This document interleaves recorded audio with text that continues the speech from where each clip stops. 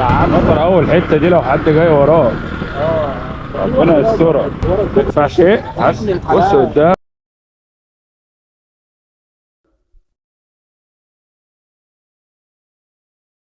يا صباح الفل على كل اخواتي، نهاركم كله خير ورزق وسعادة ان شاء الله. يوم جديد ان شاء الله، منزلين الساعة 8:30 ومعانا عرض جامد قوي من اوبر. 10 رحلات عاملين 460 جنيه. بس طبعا عشان ناخد العرض ب 460 جنيه ده، قبلها كنا عاملين عرض 25 رحلة ب 235. فطبعا اضطرينا نشتغل جمعة وسبت وحد. فطبعا مش بالساهل ان انت تاخد العرض بتاع العشر رحلات ابو 460 جنيه ده. بس الحمد لله بكرم ربنا. ربنا رزقنا بالعرض دوت. تابعني وان شاء الله هتستفيد. نهاركم كله خير ورزق ان شاء الله. صباح الفل، رحلة اهي. جريت متعوب بحي العجوزة. مين واقف فين؟ كبرى أفلاس. يلا بسم الله، توكلنا على الله ولا حول ولا قوة إلا بالله. يا رب ارزقنا وكرمنا.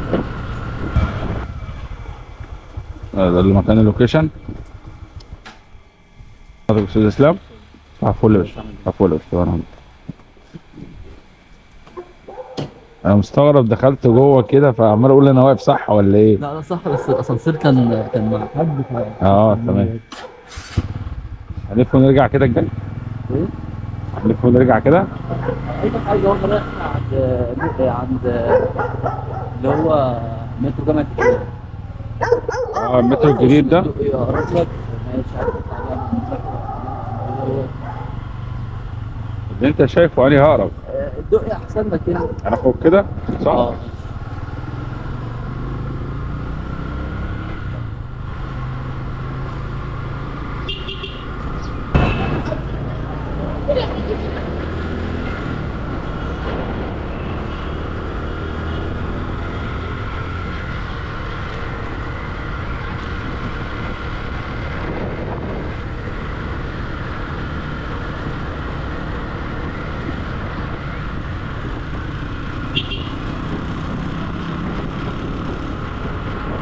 لو هناخد الدقة هنلف ونرجع من قدام. اه صح؟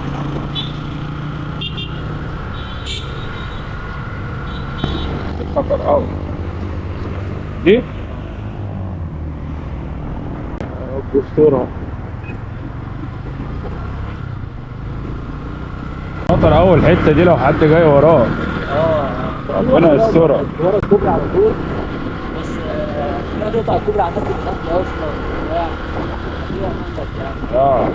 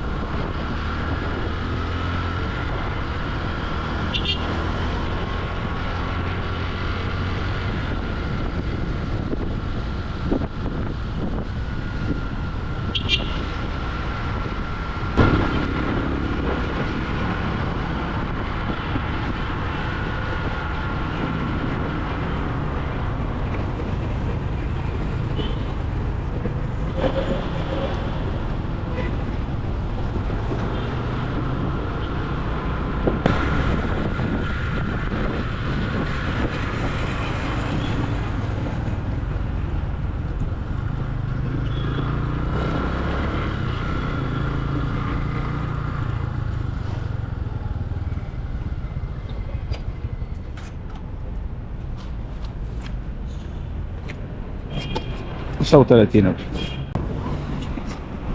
ثواني هجيب لك خمسة. ثواني. شكرا.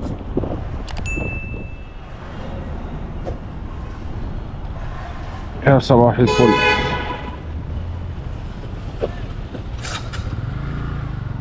رحلة من بابا شارع المطار.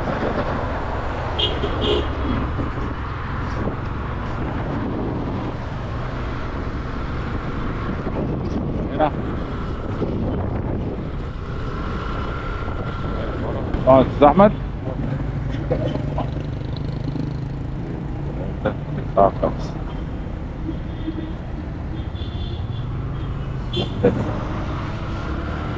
طار امبابة صح؟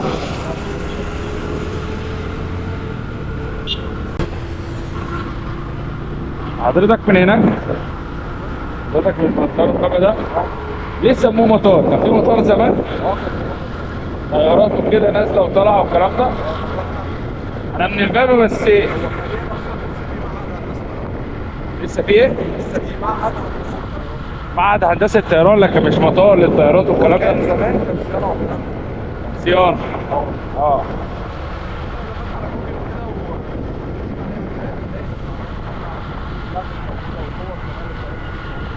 اه صور الطيارة دي كانت موجودة زمان. معلومة جديدة دي، أنا من امبابة بس إيه؟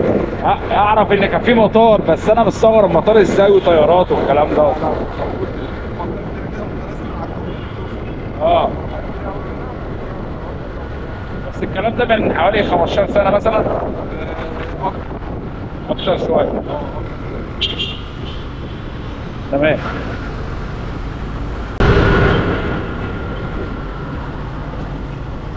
لو بصيت على اليمين كده كنت كل المنطقه بدات اه. هي دي كانت المطار اللي هناك دي فيها رماد السياره اللي هناك. اللي هناك دي كان بقى كان المطار اه. على اليمين كده. ايه اللي كان المطار؟ انما المعهد فين بقى؟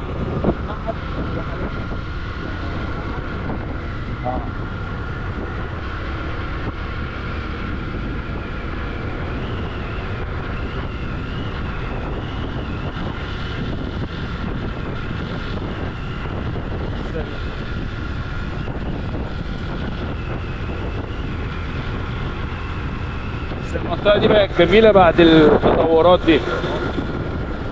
هنا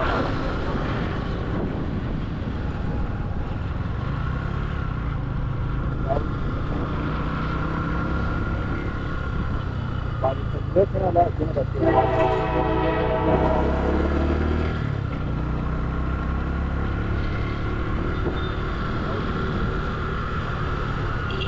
ده المعبد. اه ده المعهد. هو ده اللي كده. بص على اليمين كده راح كمل اه.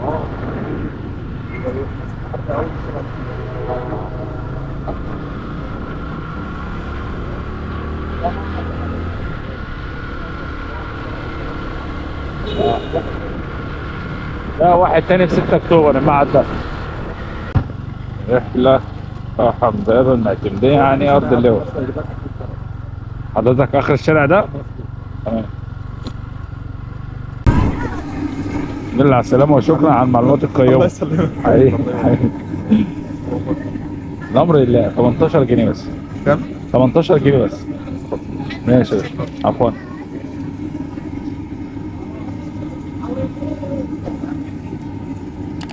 يعني كده بقى صدق اللي قال لك إيه؟ كل منطقة ليها جراج إلا بابا وليها مطار. في مطار هنا بيقول لك وطيارات وصيانة وقصة لغاية دلوقتي المعهد ده لسه شغال.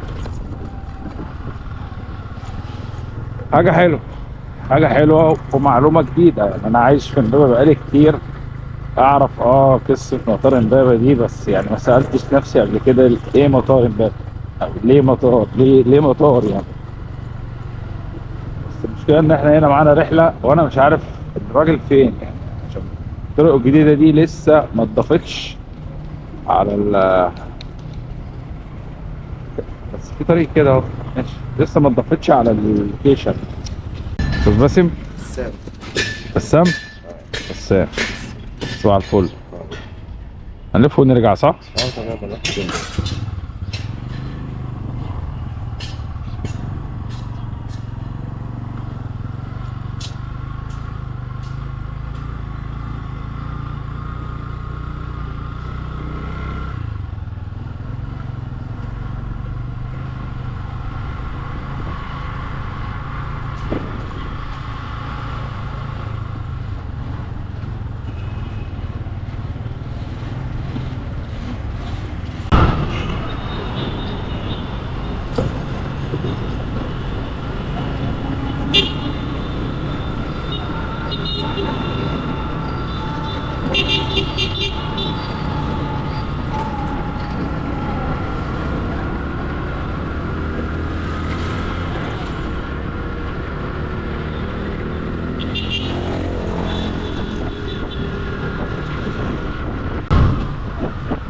فاهم حاجة. ها، الدنيا بعد الكباري دي داخلة في بعضيها خالص. شمال مين؟ طيب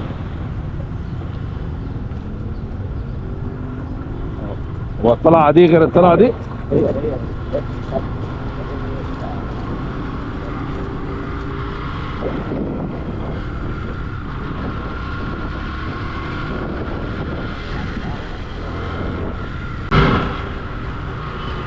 ايه يا عم الجمال ده احنا بقينا فرد اللواء.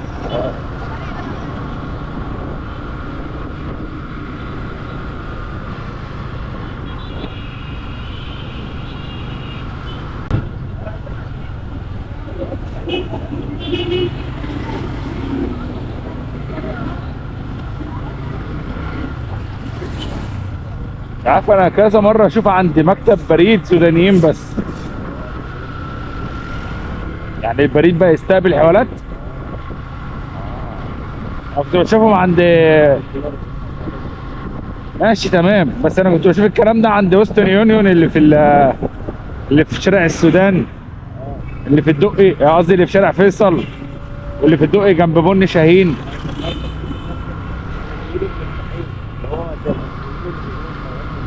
اه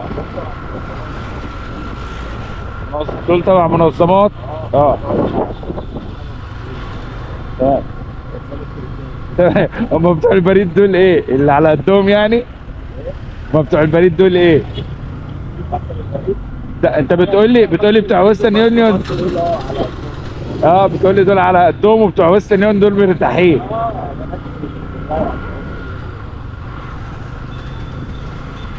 اللي شغالين فين؟ شغالين في اليوم اه ده بقى حتى عندك شركات بره ايوه تمام هم كده برضه تمام صح. دل على السلامة يا باشا، معلش ده دوشت حبيبي. 22 يا باشا. ماشي يا باشا، عفوا.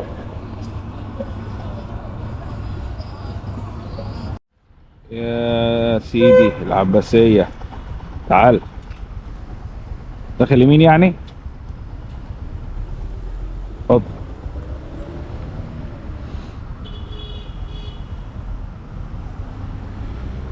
رحلة راح العباسية ان شاء الله تفتح بس. يلا على الله.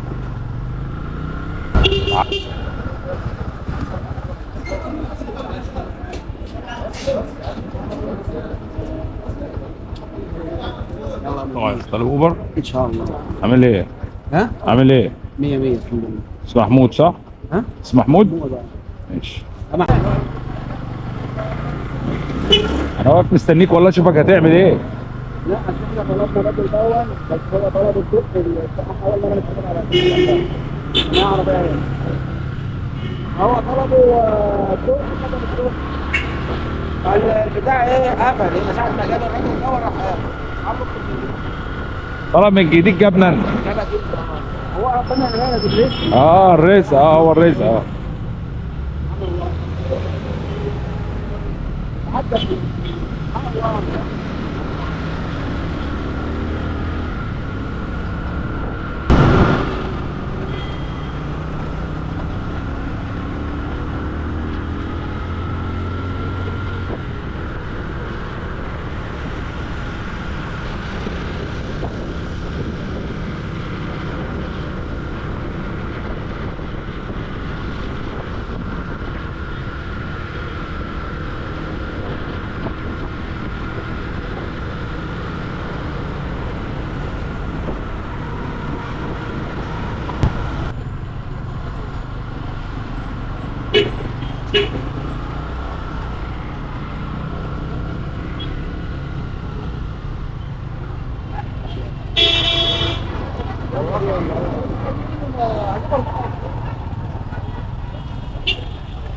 ايه ده؟ في ايه؟ امتحانات دي ولا ايه؟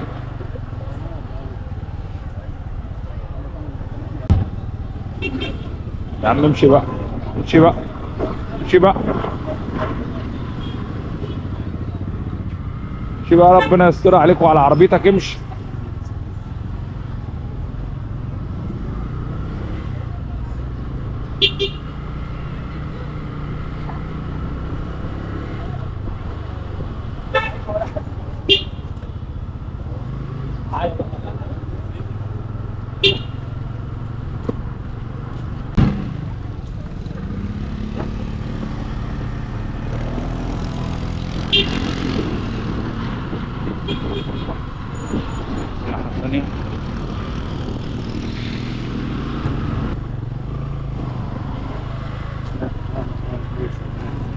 مش لفه، هيقول لك انت عكس. الست اللي واقفه دي خلاص مش مشكله، انا هعمل. خليه خليه خليه.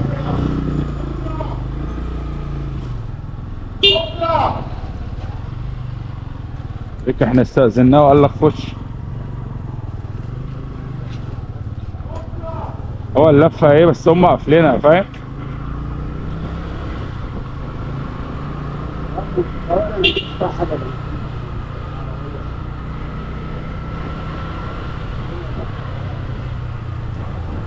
طبعا انت لما بص على التليفون لازم على التليفون. ما ينفعش ايه؟ بص قدامك يا حبيبي، سيبك من التليفون مش هينفعك. هي دي عمنا مصلحة الجوازات. ماشي يا اداره. ماشي اهي. قول يا رب. جوازات. انت طبعا مش تيجي على التليفون صح؟ ما ينفعش ايه؟ ما ينفعش تجيب التليفون. لا التليفون لا، لو طلبت اجيلك. هطلب ابلكيشن صح؟ اه. طب ايه؟ 58 ماشي. 58 هات الرقم يا سيدي. كم؟ هات 30 جنيه. ماشي يا باشا، تسلم يا كبير حبيبي، الله يرزقك. حاضر ثانية واحدة.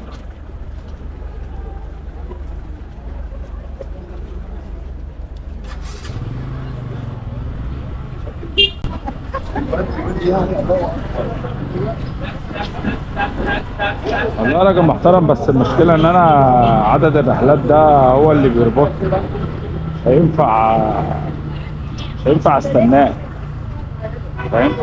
انا مرتبط بعدد رحلات، ف مش هينفع. غير كده طالما جينا العباسية هنا بقى اكيد هنشتغل، مش هنقف يعني.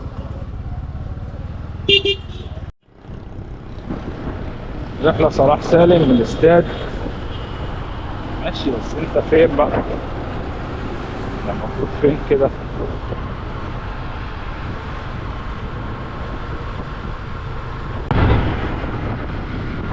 ايه يا عم؟ ايه يا ابني؟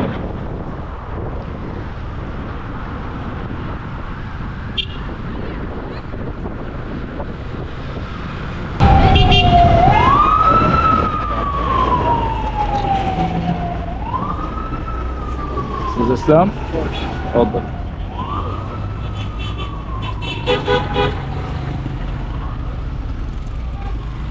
عجم على مالك.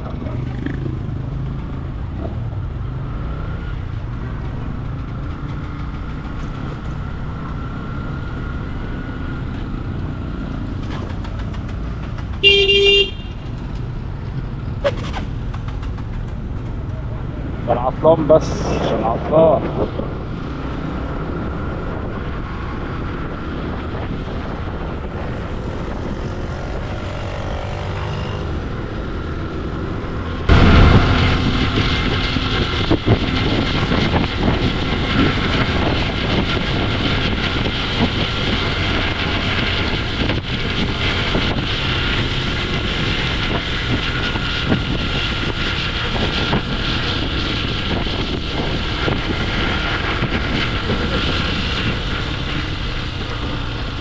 لا كده ولا؟ آه.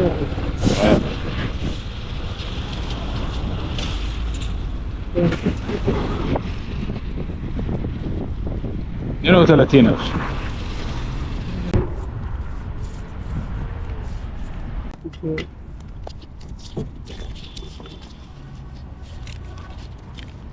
معكش 2 جنيه فكة؟ ماشي. 35 سعرين. دول 35 اهو. ماشي. ماشي.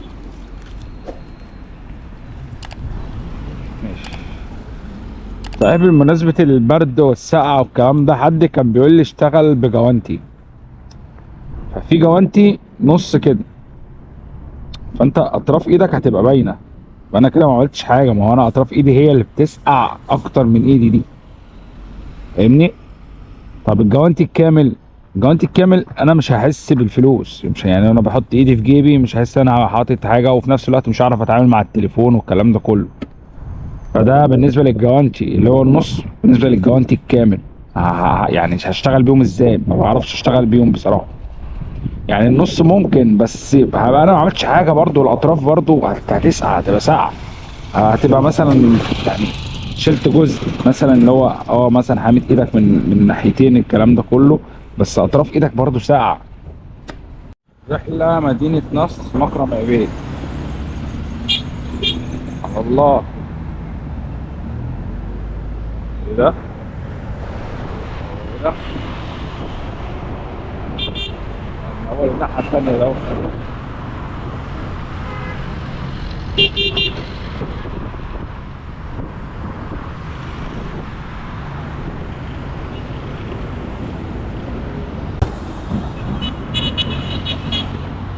بعد الرحله دي بقى، دي الرحله العشرة، هناخد بتاع بونص 460 جنيه، المال الحلال اهو. ربنا يكرم بس ونعملها على خير باذن الله. شفت الحيتين انت؟ شفت الرزق؟ السلام عليكم. عامل ايه؟ انا كده كده هنلف، ولا انا عمال ازمر لك عشان اقول لك خليك الف لك؟ لا هو انت مش عارف. ولا نخش من هنا بص انت روح اول مطر او مكرم؟ ما احنا المفروض نلف ونرجع نطلع كوبري الفيوش ده. اللي هو ورا برضه من عند خش من هنا؟ الكوبري اللي قرب. من هنا ولا اخش ازاي؟ ما انا بقول لك لازم الف. انا عشان كده بزمر لك على سن تقف اعديها الف واجي لك، فانت مش خدتش بالك وانت بتعدي.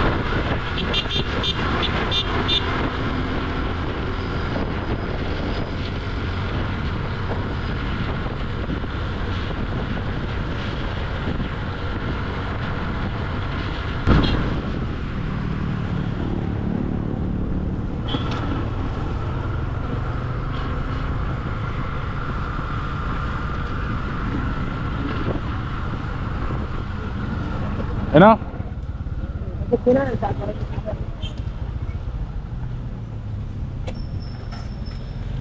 أوه. الحمد لله على السلامة يا باشا. 29.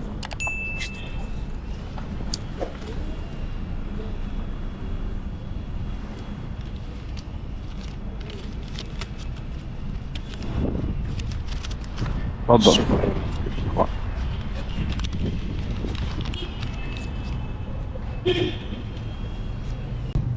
بص يا باشا، بعد الرحلة دي دلوقتي البونص ال 460 جنيه يتضاف ان شاء الله بإذن الله. اهو اتضاف بفضل الله. كده بقى احنا هنعمل رحلة واحدة عشان ناخد البونص ده اللي هو 95، عشان نبقى عملنا 11 رحلة ناخد 95 جنيه. طبعا هنعملها ان شاء الله بإذن الله. رحلة ايه؟ قسم الزاوية 69 عشان الزاوية الحمراء قريبة. انا اضطريت امشي لغاية اللهم صل على النبي، لغاية الحدائق كده عشان مفيش رحلات. يعني الدنيا هديت قوي، مش هتدورة. الدنيا هديت قوي، مفيش رحلات. اضطريت اتمشى كده لغاية الحدائق، يمكن ربنا يكرم بايه اي رحلة. والحمد لله رحنا رحلة الزاوية اهي، دي اخر رحلة معانا ان شاء الله باذن الله. بس محمد انا بكلمك اهو.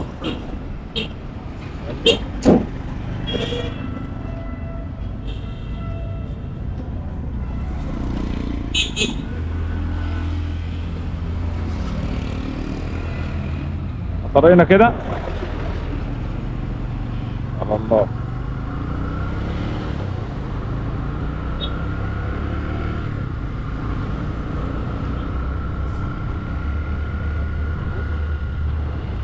دول حاجة؟ عارف حديقة ايه؟ مدينة النور؟ مدينة النور؟ لا معرفهاش بصراحة.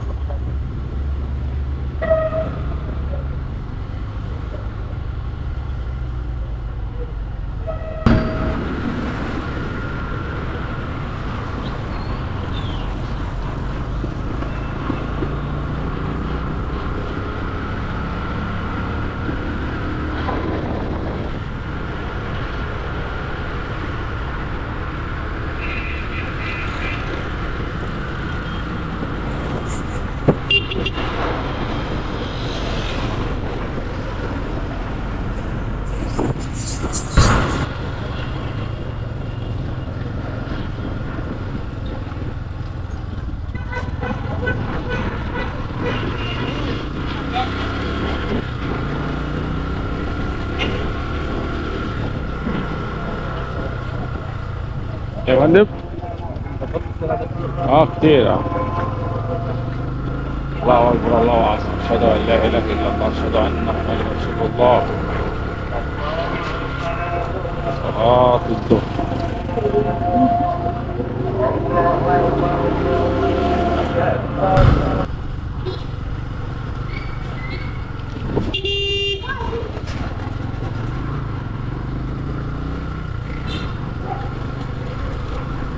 لما تبقى تعدي فيهم يجي يقول لك انت اللي غلطان، انت اللي غلطان.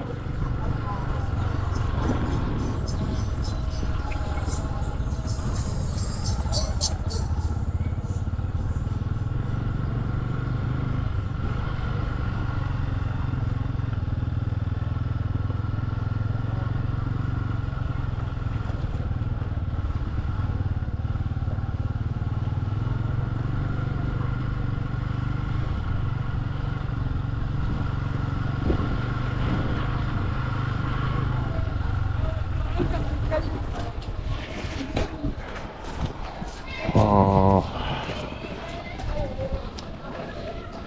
21 مش اتفضل. شكرا. ماشي يا باشا، عفوا عفوا يا باشا، تسلم. كده يا باشا عملنا بفضل الله 11 رحلة. انا حددت واجهة عشان انا لقيته عمال يحدفني معادي، مستورد، شبرا الخيمة. طبعا لا، قلت له لا، حدد لي بقى واجهة يا باشا. حددت واجهة على البيت فجاب لي الرحلة بتاعت الزاوية دي بفضل الله. كده عملنا 11 رحلة ونزل لنا 2 بونص بفضل الله. 11 رحلة عاملين الرقم ده 805، شغالين من الساعة 8:30 لغاية الساعة 12:30 بفضل الله. ده كان شغلنا النهاردة. كده يا حبيب اخوك، ده كان شغلنا النهاردة. الحمد لله رب العالمين، ربنا كرمنا ورزقنا. نازلين من الساعة 8:30 مخلصين الساعة 12:30، وعملنا 10 رحلات وخدنا البونص بتاعهم 460 جنيه، وزودنا رحلة خدنا البونص اليومي 95 جنيه بفضل الله. ده كان شغلنا النهارده. تمام. عايز بس اوضح لك حاجه، الرقم اللي انا بعمله ده على طول مش بعمله، وعلى طول مش اوبر بتديهولي. يعني نادرا اول لما اوبر بتديني عرض زي ده اعمل 10 رحلات ب 460 جنيه. وعايز اقول لك ان انا عشان اعمل العرض ده شغال جمعه وسبت، واي حد شغال في الشغل بتاعنا ده عارف ان يوم الجمعه والسبت بيبقوا مضروبين. فعشان يفتح لي العرض ال 10 رحلات ب 460 جنيه كنت قبليهم لازم اعمل 25 رحله واخد 235 جنيه. فنزلت الجمعه والسبت دول، عايز اقول لك طحنت نفسي عشان اعمل العرض ال 25 رحله عشان يفتح لي 10 رحلات ب 460 جنيه. فطبعا انا بوضح لك الكلام ده ليه؟ عشان اقول لك انها مش بالساهل. يعني ما تفكرش ان انت هتنزل تلاقي الدنيا وردي وتتصدم تيجي تقول لي يا عم احمد انت كذاب. مفيش الكلام ده، واحنا ما بنلاقيش الكلام ده.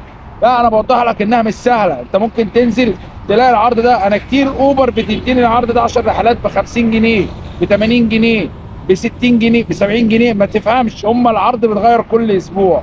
فده كان رزق كده من عند ربنا وجه. تمام. اعمل 10 رحلات، اعمل الاول 25 رحله وخد 235. عملتهم تمام، هفتح لك بقى عرض 10 رحلات 460 جنيه. وهو ده اللي انا عملته، بس جيت على نفسي قوي في اليومين دولت، نزلت اشتغلت جمعه وسبت واتطحنت، بس الحمد لله ربنا رضاني في الثلاث ايام دولت. عايزك بقى لو وصلت لغايه هنا، اول حاجه تكتبها تصلي على النبي، تمام، وتكتب لي اخويا الله يرزقك، وتدعي دعوه حلوه من قلبك، تمام، وتعمل لايك اخويا. المكان بتاعنا الجميل ده، المكان بتاعنا المميز، انا بحب اجي اقف هنا على طول. بص المنظر عامل ازاي، اخلص شغل واجي اقف هنا شويه، والله بستجم، بشم شويه هوا نضاف، استجمام، مفيش بعد كده، ولا حد يقول لك انت بتعمل ايه ولا بتسوي ايه. يلا اشوفكم على خير، سلام.